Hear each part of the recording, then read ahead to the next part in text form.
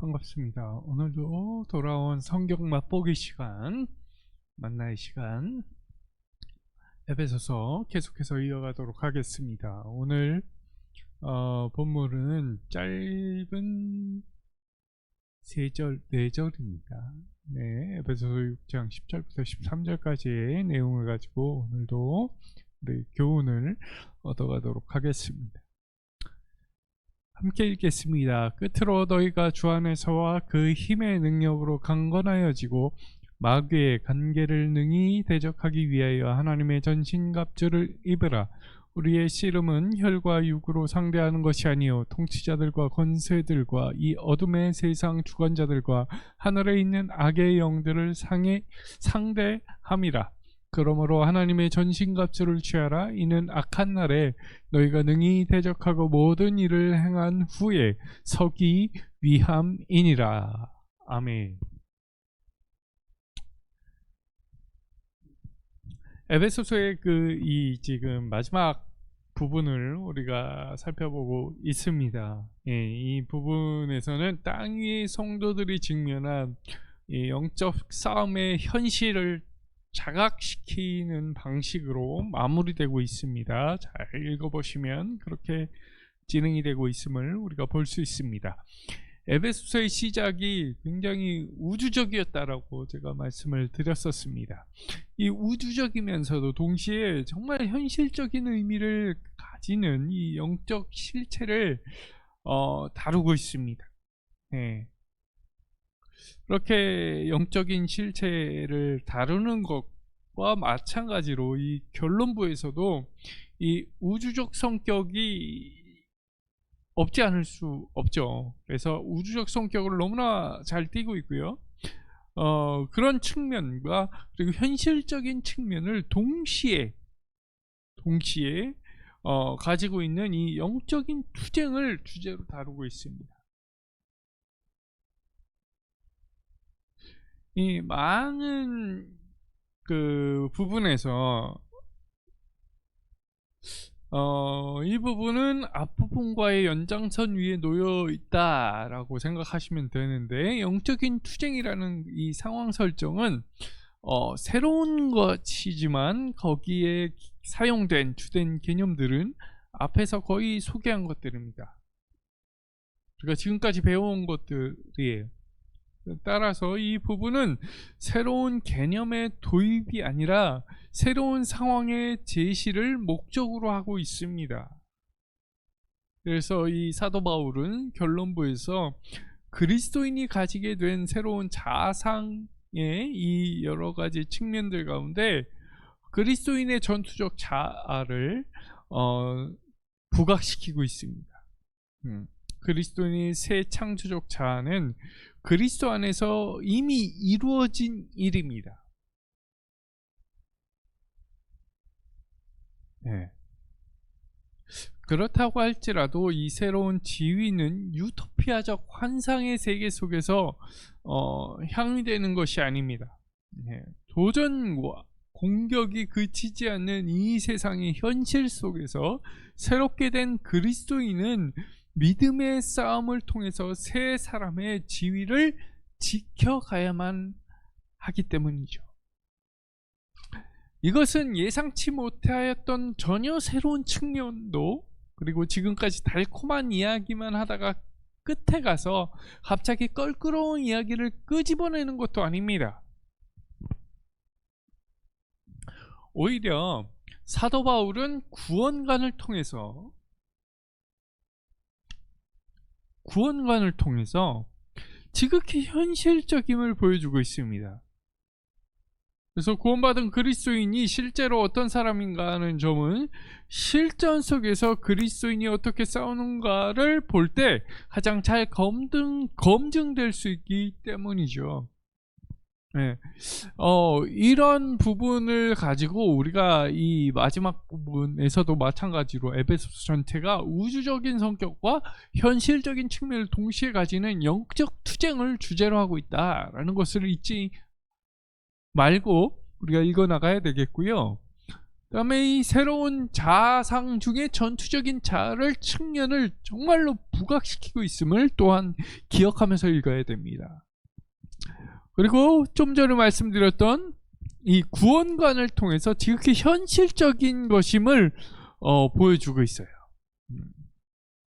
그리고 승리는 이미 결정되어 있음을, 그리고 우리가 이 싸움을 하는 것은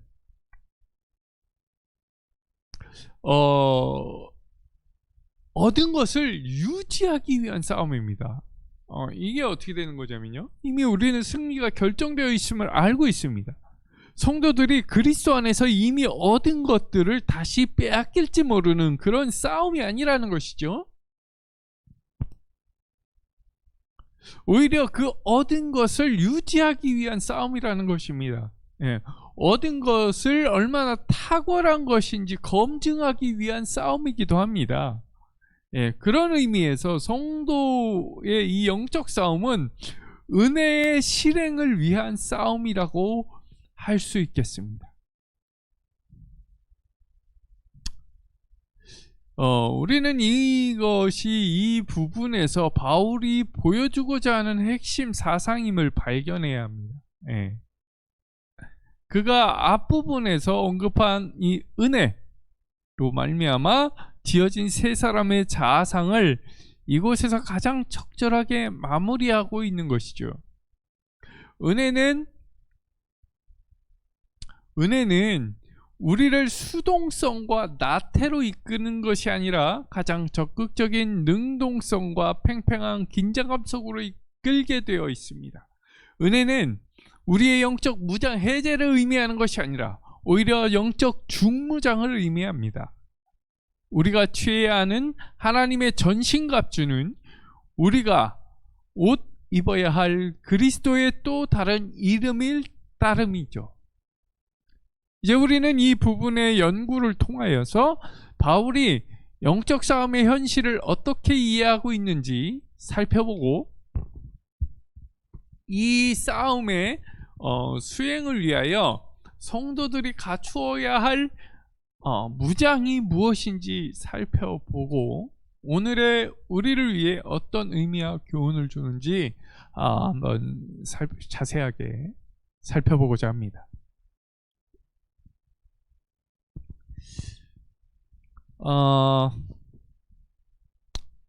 이 10절부터 13절까지에서는 두 가지의 측면이 드러나고 있는데, 첫 번째는 영적 싸움의 현실과 대적의 실체가 드러나고 있고요. 두 번째는 성도의 무장인 하나님의 전신갑주가 드러나고 있습니다. 그렇다면 우리가 첫 번째부터 살펴보도록 하겠는데요. 영적 싸움의 현실과 대적의 실체입니다. 사도 바울은 지금까지 그리스도 안에서 성도들이 부여받는 가장 놀라운 지위와 그 탁월한 삶의 방식을 이야기했습니다. 네. 만일 사도 바울이 여기에서 그친다면 성도들은 큰 위험에 빠질 수도 있겠다 싶었던 것 같습니다. 자신들이 얻은 것에 안주하게 되면 그들에게 닥쳐오는 도전들의 무방비가 될 뿐 아니라 그 상황 자체가 이해할 수 없기 때문이죠. 이런 거죠. 왜 예수를 믿게 되었는데 이제 내가 그리스도인이라고, 그리스도를 내 인생의 주인이라고, 삶의 주인이라고 이렇게 받아들이고 인정하고 하나님께 내 자신을 맡겨드렸는데 주변 상황들이 더 좋아지기는커녕 더 어렵고 복잡하게 흘러가는, 왜 그렇게 되는 거지? 왜 나를 괴롭히는 사람들이 더 많아지고 전에 없던 유혹들이 나를 뒤흔드는 걸까? 혹은 나를 괴롭히고 눈꼴 시리게 갑의 위치에서 갑질을 하는 사람들이 더 잘 되는 것 같은 것일까?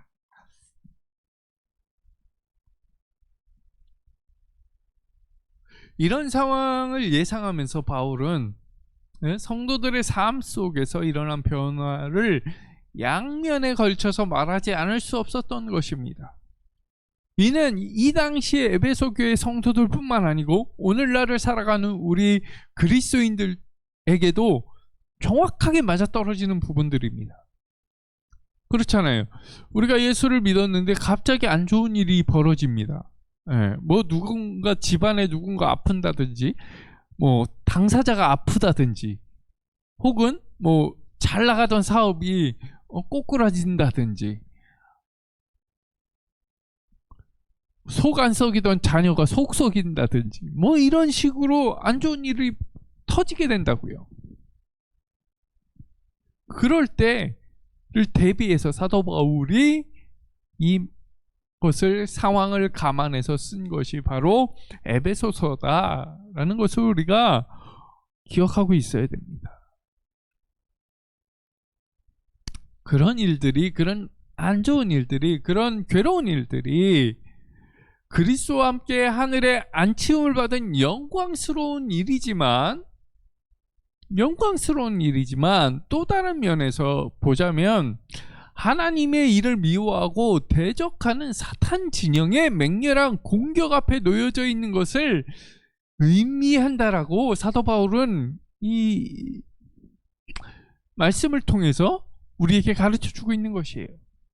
우리가 그리스도인이 되는 것은, 그러니까 사탄들이 자기네가 있는 진영으로, 그러니까 지옥으로 우리를 한 명이라도 더 끌어들여야 되는데, 우리가 그것을 내팽겨치고 그리스도인이 된다는 것, 천국 시민이 된다는 것은 마귀들의 입장에서는 굉장히 개탄스러운 일이에요. 우리가 지금 대선 시즌을 보내고 있지만 양쪽 진영에서 보세요. 어떤 진영에서는 2030이 빠져나가고 있고, 어떤 진영에서는 2030을 붙잡기 위해서 굉장히 노력합니다.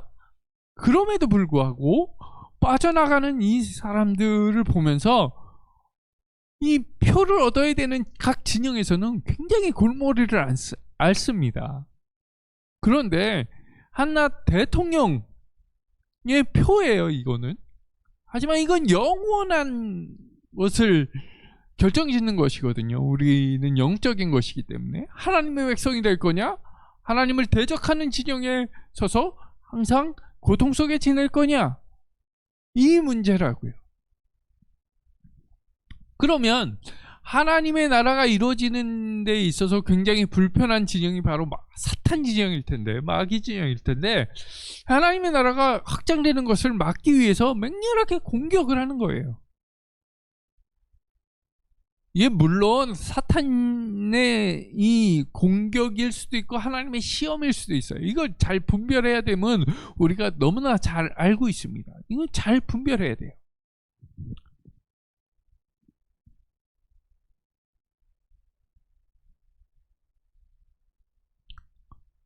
이 윌리엄 거널이라는 사람이 잘 표현했습니다. 이 구원받은 한 영혼을 두고 하늘의 기쁨의 종이 울려 퍼지는 것과 동시에 지옥의 비상벨이 요란스럽게 울리는 것, 바로 이것입니다. 비상이에요, 비상. 그러니까 지옥에 있는 감옥에서 탈출한 거예요, 어떻게 보면. 그러니까 비상벨을 울려야죠, 지옥에서는. 근데 천국에서는 해방된 사람들, 그리스도의 피로 인하여서, 그리스도의 은혜로 인하여서, 하나님의 은혜로 인하여서 탈출한 자유인된 이 사람들이 천국으로 오는 것을 환영하는 종소리가 울린다는 거죠. 근데 이 상황들이 성도들이 개인적으로 선택할 수 있는 상황이 아닙니다. 절대로 개인적으로 선택 사항이 아니에요. 이는 사도 바울이 바라보는 것처럼 우주론적 차원에서 영적인 실체와 질서에 기인한 일입니다. 그러니까 이 하나님의 영원하신 작정과 경륜과 일하심이 있고, 하나님의 일을 대적하는 세력이 존재하고 또 활동한다라는 이 두 가지 측면을 잘 말하고 있는 것이죠. 이 그리스도인이 된다는 것은요, 하나님의 일하심의 결과로 그에게 속한 자가 되는 것을 의미하지만, 이와 더불어 하나님을 대적하는 영적 세력의 적대행위 앞에 서야 한다라는 것을 의미합니다.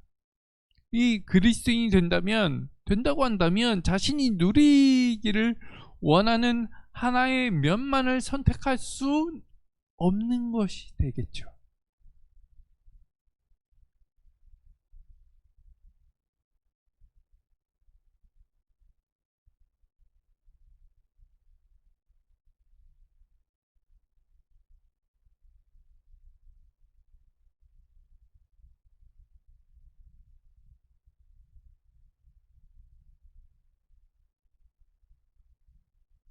그래서 우리가 그리스도인이 된다는 것은 이 진짜 하나님을 대적하는 영적 세력의 적대행위 앞에 서야 한다라는 점을 명심해야 합니다. 명심해야 돼요. 진짜. 네. 우리 두 번째 살펴보도록 하겠습니다. 그러면 이제 마귀들의 세력을 대적하기 위해 성도들이 취해야 할 이 영적인 무장이 무엇일까? 그것이 바로 사도 바울을 이야기합니다. 하나님의 전신갑주를 취하라. 그래서 성도들의 무장, 하나님의 전신갑주에 대해서 한번 살펴보도록 하겠습니다. 네, 이 성도들이 취해야 할 영적 무장이에요. 이 전신갑주라는 것은요. 이 원어로 보자면요, 파노플리아라고 합니다. 파노플리아. 여기서 해석된 것은 이제 전신무장, 전신갑주라고 되어 있지만 어원상으로는 이 전체라는 것을 뜻하는 판과 무기라고 무기를 뜻하는 호플로의 합성어입니다. 합성어.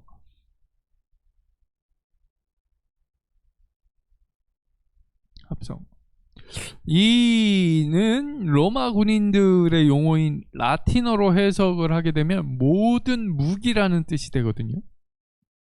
보통 로마 군인들이 이제 완전 무장을 하는 데에는 바울에 언급하고 있듯이 6가지 무기와 장신구 외에도 창과 정강이 보호대 등이 더 포함이 됩니다. 그런데 바울은 무기 전부를 언급하는 것이 아닙니다. 네.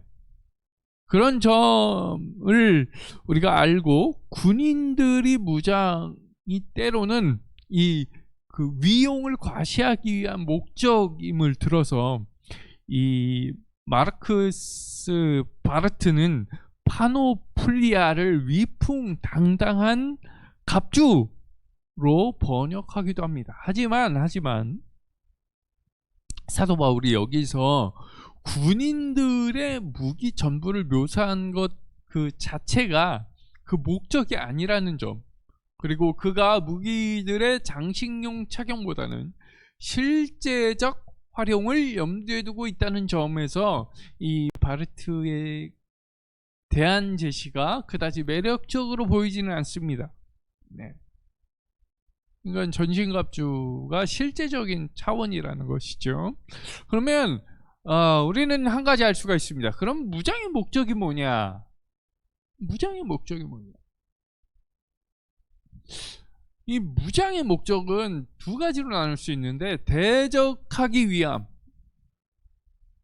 내 앞에 적을 대적하기 위함이에요. 그리고 두 번째는 제대로 서기 위함이에요. 제대로 서기 위함.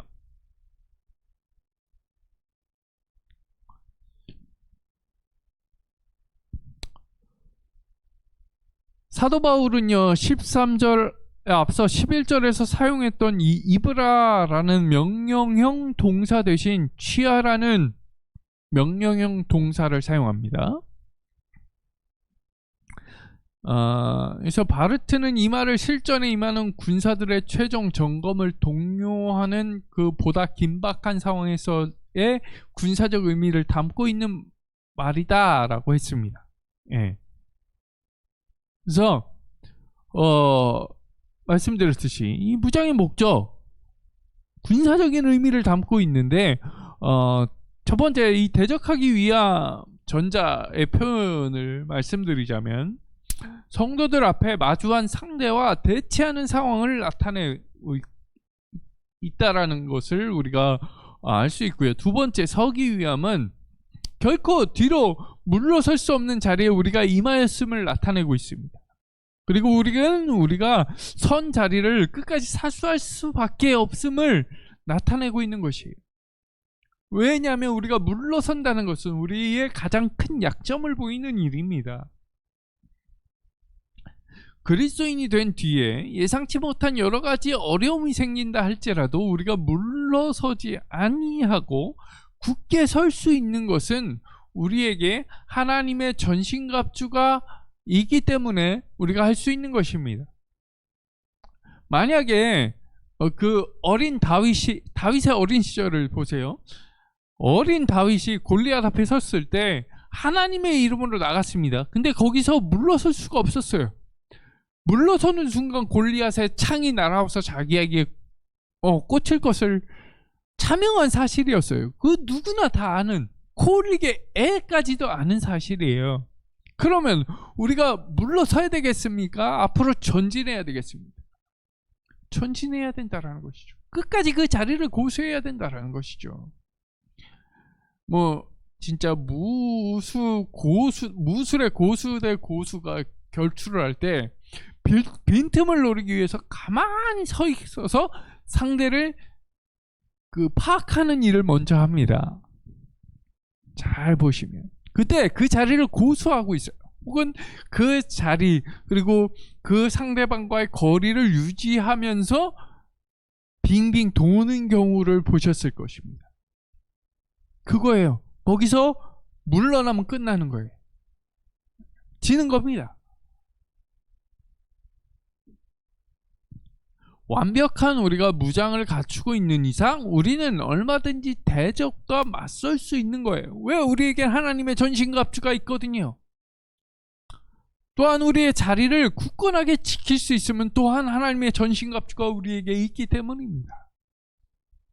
사랑하는 성도 여러분, 오늘도 우리에게 전신갑주가 있다는 것을 꼭 잊지 마시고 영적 전투에서 영적 자리에 있을 때 영적인 전투에서 승리하는 하루가 되시기를 주의 이름으로 간절히 소망합니다.